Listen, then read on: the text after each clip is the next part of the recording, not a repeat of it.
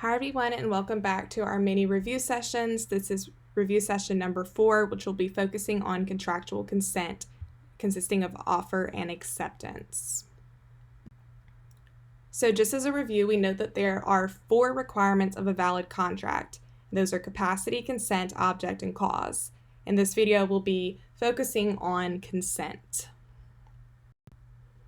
So in terms of consent, we are really focusing on the offer and the acceptance. And Article 1927 provides that a contract is formed by the consent of the parties established through offer and acceptance.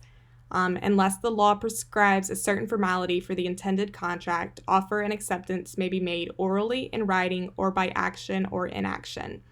That under the circumstances is clearly indicative of consent. So we know that the 2 major elements of consent are offer and acceptance. So we're going to begin with the offer. An offer refers to a manifestation of intent, express or implied, by a person proposing to one or more other persons, identified or not, to enter into a contract on certain terms. So the prerequisites or elements of an offer are that the offer must be declared, must be indicative of the intent to be legally bound, must be serious, precise and complete, and firm. In other words, an offer, in both its legal and technical sense, is a firm and definite proposal to enter into a contract of a kind that is agreed upon by both parties under prearranged and precise conditions. The offer must be precise in the sense that it contains the essential component parts of the contract to be entered upon the offeree's acceptance. And the Civil Code provides us with a good definition or example of a precise offer in Civil Code Article 2439, which is the contract of sale. And it defines a sale as a contract whereby a person transfers ownership of a thing to another for a price in money. The thing, the price, and the consent of the parties are requirements for the perfection of a sale. So there are precise components of this offer that must be fulfilled upon acceptance, and this would be a valid offer. As to the elements of firmness or seriousness of the offer, it means that the offeror must be willing to enter into the contract he proposes to an offeree. So it's usually understood that the offer is firm or serious when the offeror has no reservations about the offer he's making. However, an offer may still be considered firm or serious even in the case that there are some reservations made by the offeror. An example of this would be in an offer to sell made by a merchant.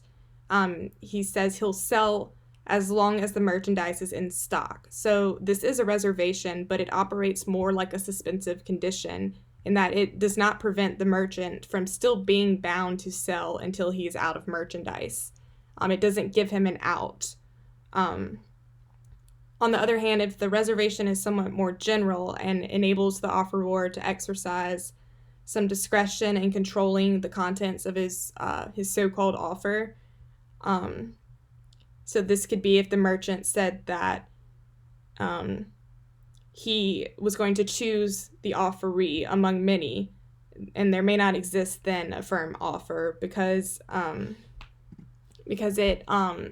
it's too general. So this would be like if someone put up a sign, I offer to give $500 to anybody I choose. That's not a serious or a firm offer because they're not identifying the offeree.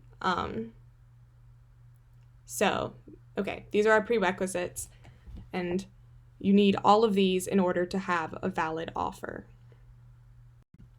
So what is an irrevocable offer, or what makes an offer irrevocable? So an offer that specifies a period of time for acceptance is irrevocable during that time. And this may ring a bell. You may have learned this last semester in contracts, and it's similar to what you learned last year when you learned about irrevocable offers there. So an express irrevocable offer would be that the offeror gives the offeree until April 1st to act on the offer. So the offeror is bound to leave open that offer until April 1st. On the other hand, an implied irrevocable offer would be the offeror telling the offeree, why don't you take some time and think it over and get back to me?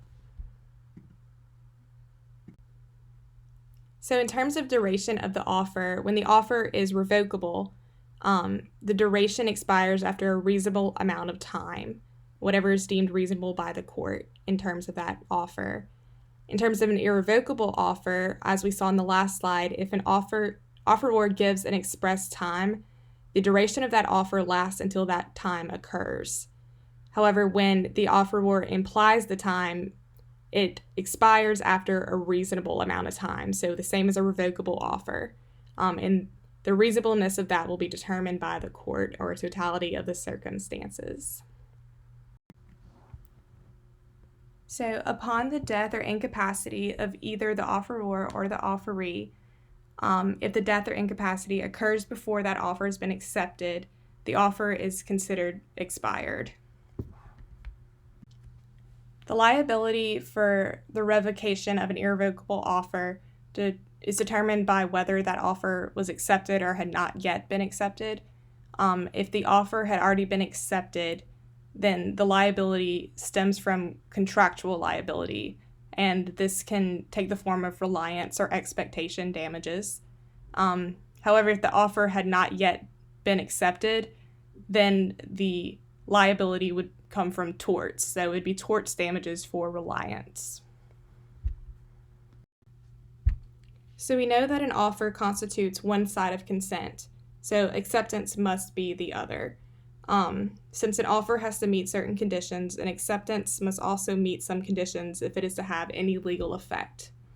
And there are two main facets to acceptance that we need to look at. So we look to the conditions of substance and the conditions of form. In terms of substance, this refers to whether the acceptance is in accordance with the terms of the offer. So if the acceptance meets the terms of the offer, the condition of substance is fulfilled. However, if the acceptance is not in accordance with the terms of the offer, it is considered a counteroffer, and it is not valid acceptance. So an example of this can arise in a contract of sale. An essential component of the offer in a contract of sale is the price. So if the offeree suggests a different price or tries to negotiate a different price for the sale of that item, this would amount to a counteroffer because it's altering the substance of the offer, and the price is a component part. So you really need to look to whether what's being negotiated, or if the acceptance is not in terms of the offer, you need to look at whether or not it's a component part, because that is what will constitute a counteroffer. So in terms of condition of form, Article 1927 provides that unless otherwise required by law, acceptance may be made orally, in writing, or by action or inaction that is clearly indicative of consent. And the manner or medium of acceptance is considered reasonable if it is the one used in making the offer. So it matches the offer. If the offer is by mail, if the acceptance is by mail, then that's considered reasonable. Or if the acceptance is made in a manner or medium that is customary in similar transactions. So now we're going to look at the different types of acceptance that can be made. So you can expressly accept an offer. This will be made orally or in writing. When you are offering express acceptance, in terms of an irrevocable offer, the acceptance is considered effective when it is received by the offeror. And in terms of a revocable offer, the acceptance is considered effective when it is transmitted. So this can be likened to the mailbox rule that you learned in contracts last semester. Acceptance may also be made by performance. So when an offer invites acceptance by performance, it is considered effective acceptance when that performance begins. But when the nature of the contract indicates acceptance only upon completed performance, the performance must be completed to be considered acceptance. So even though in terms of this kind of acceptance by performance, only completed performance constitutes acceptance, it can still operate to make the offer irrevocable in the interim while the performance is being rendered. So in terms of both an offer inviting acceptance by performance and contracts that require completed performance, it is up to the offeree to give prompt notice of the commencement of that performance, unless the offeror knows or should have known that the offeree has begun to perform. And an offeree who fails to give notice is liable for damages. So if they are manifesting their acceptance by performance, as dictated by the first option here, they should give prompt notice to the offeror that they have begun that performance. And the same is true for the second option here, in that they should give prompt notice of the commencement of the performance in order to create that irrevocability of the offer. So finally, we have acceptance by silence, and the general rule is that silence is not usually considered acceptance.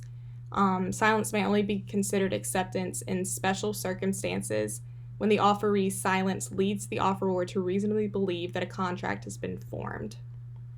And a good example of this to look to is Article 2602, which is a contract for the sale of movables. So finally, we get to option contracts. So an option contract is a contract whereby a party is bound to keep an offer open for a period of time. And this time period which the party is bound to keep the offer open is stipulated in the contract, which makes the entire contract an option contract, not an offer. And the difference between a irrevocable offer and an option contract is that an option contract can be transmitted to heirs and successors, and this means it doesn't extinguish upon death or incapacity. A specific duration of the option contract is not required in Louisiana, and a counteroffer does not destroy the option contract, again, because this option arises from the nature of the contract, not from the nature of the offer in terms of that contract. So this concludes our fourth review session on contractual consent. Our next review session will cover the vices of consent. Thank you.